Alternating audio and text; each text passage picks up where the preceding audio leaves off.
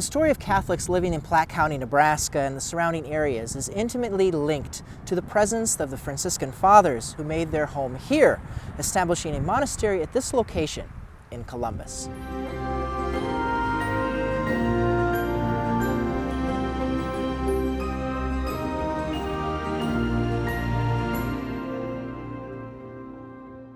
In the previous episode, we learned about the history of the Catholic Church in Platte County, St. John's, and Columbus.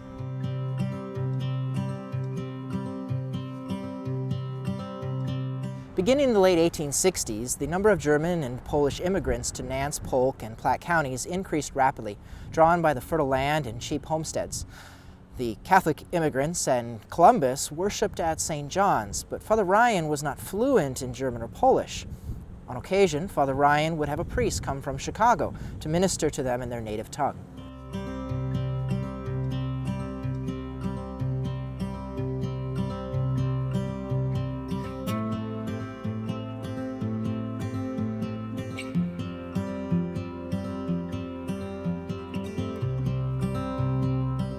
This was not satisfactory to the German and Polish people, so a German parish was established in 1874. This parish used an old school building as their church, which was located a block from St. John's on the northwest corner of 8th Street and 18th Avenue, across the street from where the first St. John's Church had been. History has lost the name of this parish, and records simply refer to it as the Catholic Church. Bishop James O'Connor was indeed sensitive to the needs of non-English speaking immigrants and actively sought priests that could minister to their needs. At the same time, as part of Otto von Bismarck's Kulturkampf to unite the German states into Prussia, the Catholic Church in Germany was suppressed, and religious orders were banned and exiled. In 1875, about 120 Franciscans from the Holy Cross Providence in Saxony left Germany to join the Franciscan mission that was already established in Teutopolis, Illinois. Other religious orders came to the United States for the same reason, including the Sisters of St. Francis of Perpetual Adoration, who made their home in Lafayette, Indiana.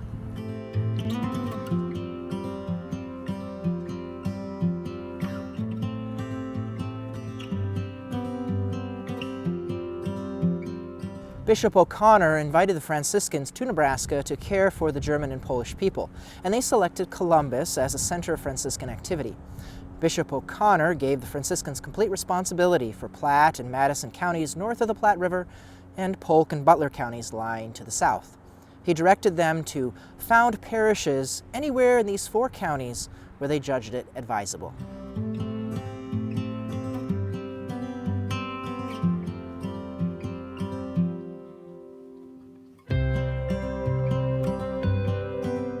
Franciscan Fathers Ambrose Jansen and Anselm Poots were selected to come, and after borrowing some money, they left for Nebraska. Father Anselm wrote, "This was all we had, an indebtedness, our breviaries, and our clothes." The two arrived in Omaha on January 27, 1877. Upon reaching Columbus, Father Ambrose gladly accepted a donation of 2 blocks upon which to build a church and monastery. St. Bonaventure's was founded as an Irish, German, and Polish parish.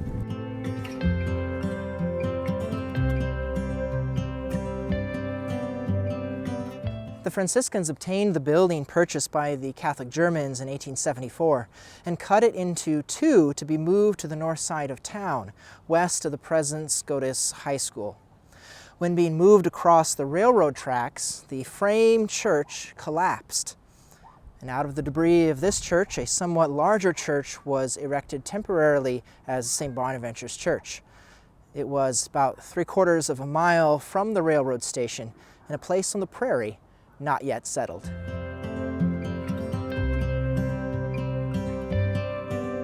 The location of this temporary church can be seen marked on an 1885 map at the northwest corner of 15th Street and 19th Avenue. The permanent St. Bonaventure Church would be built attached to the monastery itself in 1884.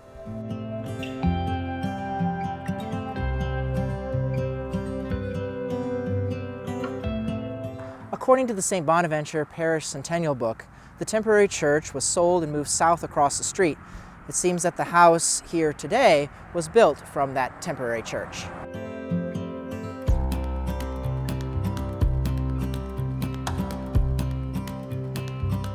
The Franciscan Fathers built their monastery on 18th Avenue between 15th and 16th Streets. 18th Avenue is actually still called Monastery Road today. Monastery Road even extends all the way to the northern edge of Platte County. Growing up, I remember how we would take Monastery Road from Highway 91 all the way south here to Columbus.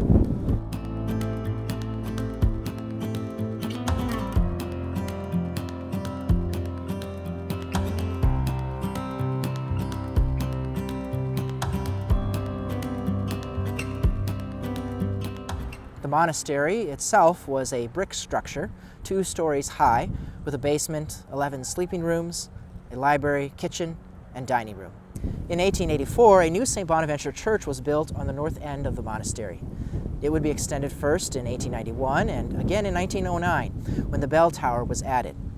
Most recently, the church entrance and new parish center was completed in the fall of 2020. The original monastery was replaced by the current rectory and parish office in 1954. As Columbus continued to grow, 2 more parishes formed. On October 4, 1913, Polish Catholics who wanted to preserve their ethnic identity were permitted to withdraw and form a parish of their own. Franciscan Father Protaste Kuberek organized the parish of St. Anthony.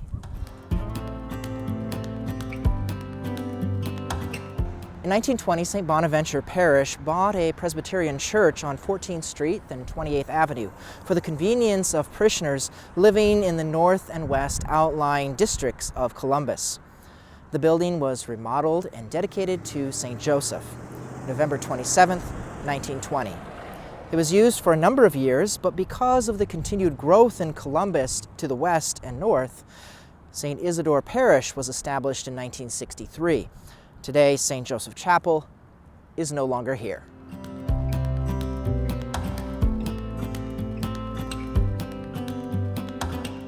All 3 parishes of St. Bonaventure, St. Anthony, and St. Isidore continue to serve Catholics here in Columbus today.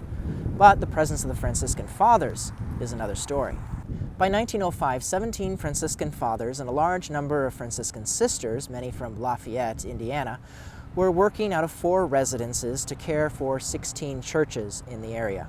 Represented on this parish family tree are the parishes established, homes and locations serviced by the Franciscans from the mother church here, St. Bonaventure in Columbus. While some of these parishes still exist today, others will be the topic of several coming episodes. Along with the monastery at St. Bonaventure in Columbus, the Franciscan Fathers established friaries at St. Bernard and Humphrey in northern Platte County.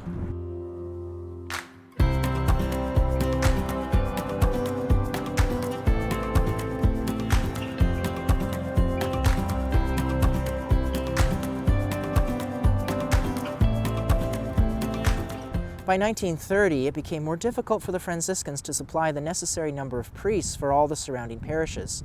Spreading out the friars in isolated mission stations made it difficult for them to comply with the prescribed rule for the life of a Franciscan.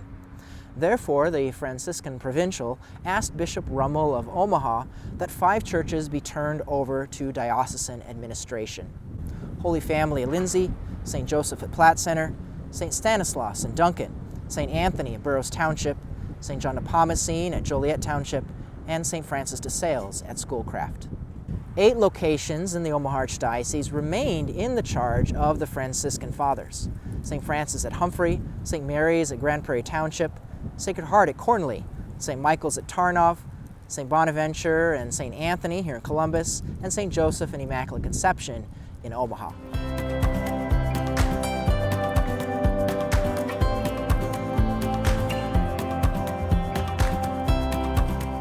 In 1971, due to the shortage of priests, the Franciscan Fathers turned the St. Bernard Church property over to the Archdiocese of Omaha, and it was subsequently closed.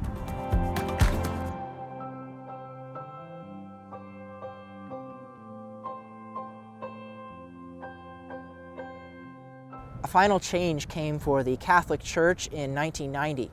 The Franciscan Fathers, who had served throughout Platte County for over 113 years, returned responsibility of all their Nebraska churches back to the Archdiocese of Omaha as they left the Archdiocese completely.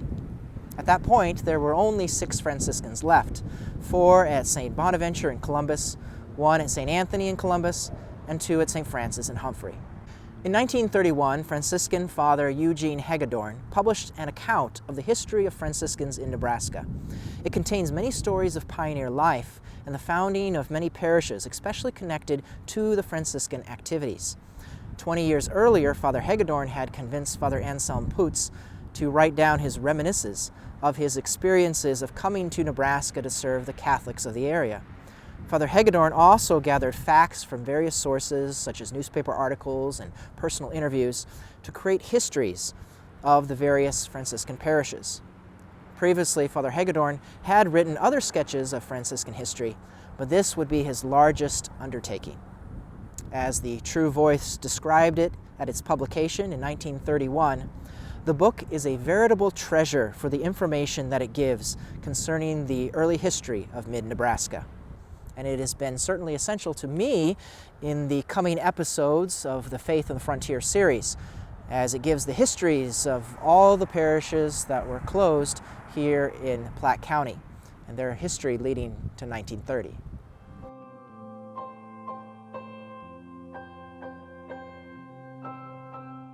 A transcription of Father Hagedorn's work can be found online, and physical copies of his book are held locally at the Norfolk and Columbus Public Libraries. As a True Voice publication announcement commented, "It is a story of self-sacrifice and zeal that should waken those of our day who are unaccustomed to pioneer hardships of the early days."